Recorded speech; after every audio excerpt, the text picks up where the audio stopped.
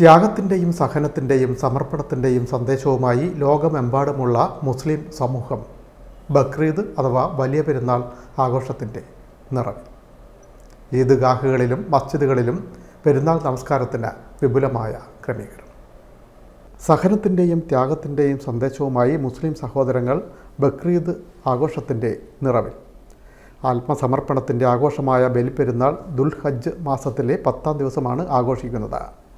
പ്രവാചകനായ ഇബ്രാഹിം നബി തൻ്റെ പുത്രനായ ഇസ്മയിലിനെ അള്ളാഹുവിൻ്റെ കൽപ്പന പ്രകാരം ബലിയർക്കാൻ തയ്യാറായതിൻ്റെ ഓർമ്മ പുതുക്കലാണ് ബക്രീദ് അഥവാ വലിയ പെരുന്നാൾ. ഇബ്രാഹിം നബിയുടെ അടിയുറച്ച വിശ്വാസത്തിൻ്റെ പ്രതീകമാണ് ബലിപ്പെരുന്നാൾ എന്നാണ് വിശ്വാസം. ഇതിൻ്റെ പ്രതീകമായി ഇസ്ലാം മതവിശ്വാസികൾ അന്നേ ദിവസം മൃഗങ്ങളെ ബലി കൊടുക്കും.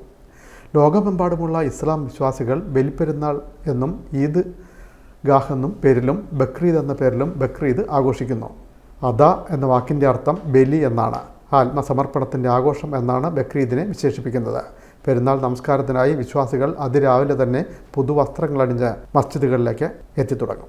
ത്യാഗത്തിൻ്റെയും സ്മരണയുടെയും ഓർമ്മ പുതുക്കിക്കൊണ്ട് മഹാന്മാരാകുന്ന ഇബ്രാഹിം നബി അലൈഹിസ്സലാമിൻ്റെയും ഇസ്മായിൽ നബി അലൈഹിസ്സലാമിൻ്റെയും ത്യാഗസമ്പൂർണമായ ജീവിതത്തെ അയവിറുത്തുകൊണ്ട് മുസ്ലിം ലോകം ഒന്നടങ്കം ഒരു ബലിപെരുന്നാൾ കൂടി സ്വീകരിക്കാനിരിക്കുകയാണ്.